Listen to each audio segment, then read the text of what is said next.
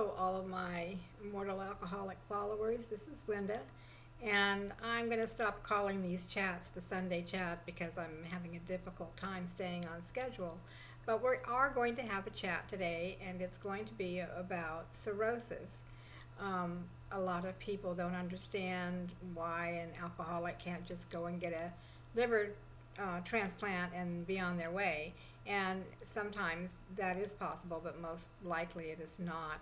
The liver becomes scarred when alcohol is taken in excess, and the scarring creates a hardening of the liver, and eventually the liver will stop functioning, but it can function with the scarred cells, with the scarred tissue, as long as there are other healthy cells to pick up slack.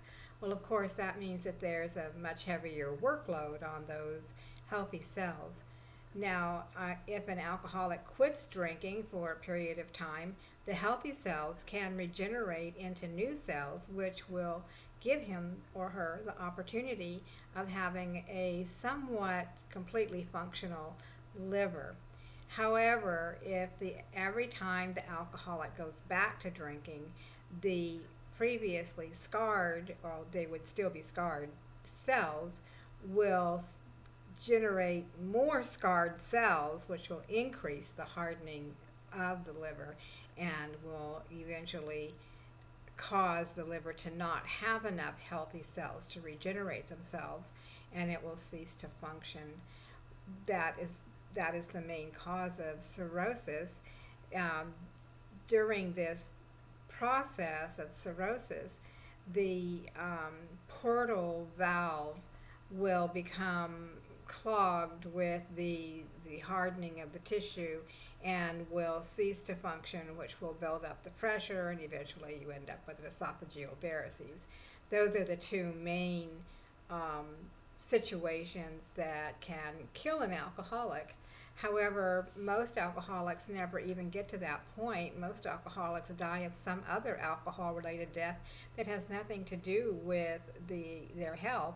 They might die in a car accident or in a beer brawl or some other situation that was generated by alcohol. So the ones that get to the point where they die of cirrhosis have actually dodged a bullet earlier on, but none of it's good. Now, as far as a liver transplant is concerned, alcoholics have a very difficult time being approved by UNIS to get approved for a liver. They have to have stopped drinking for a long period of time. I believe it's 2 years, and they have to be ensconced in AA or some other kind of recovery program, and have to show that they're not going to go back to drinking should they receive a new liver.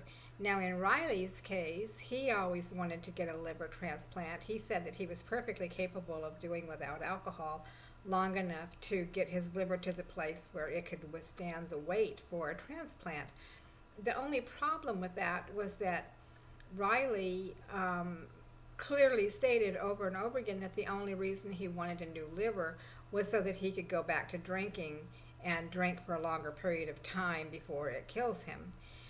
It seems a little unfair that maybe a child might go without a healthy liver because an alcoholic decided he wanted to spend a few more years drinking.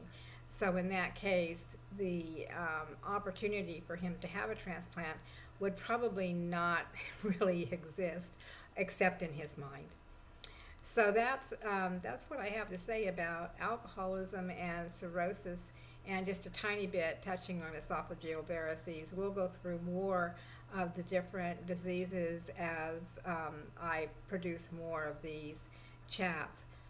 Some things that are going on. I am still doing the presentation, the book tour, the seminars.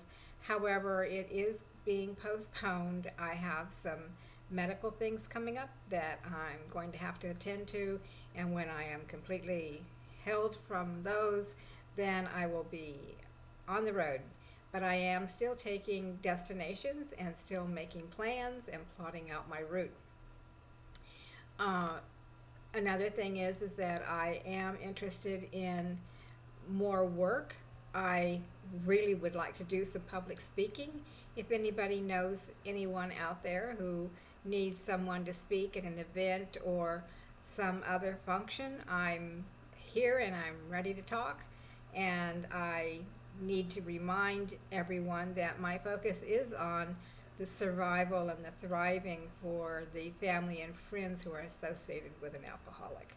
I'm not here to promote the ability for the spouse to get their loved one into rehab, although that can be a side effect. So I'm open to public speaking. I'm also open to any kind of freelance writing that needs to be done. I will write for any rehab center who is willing to have me. However, again, my focus is on family and friends and not on the alcoholics. So there are lots of rehab centers out there who can use a little bit of encouragement in the family and friends direction, because as we know, most rehab centers focus their work on primarily the alcoholic or the substance abuser. And that's what they're there for, so I can't fault them for that. But I can fault them for the lack of understanding and any focus whatsoever on the people that the collateral damage of the chaos of the alcoholism. I am going to finish the book sequel to Immortal Alcoholic's Wife. I have no name for it yet, but I'm sure I'll come up with something. That book is mostly about Riley's life and his service to his country and the things that were the most important to him. It will also pick up on where we left off in Immortal Alcoholic's Wife. There won't be so much family background as in Immortal Alcoholic's Wife, but it is a continuation, so it would stand to reason that there wouldn't be the background.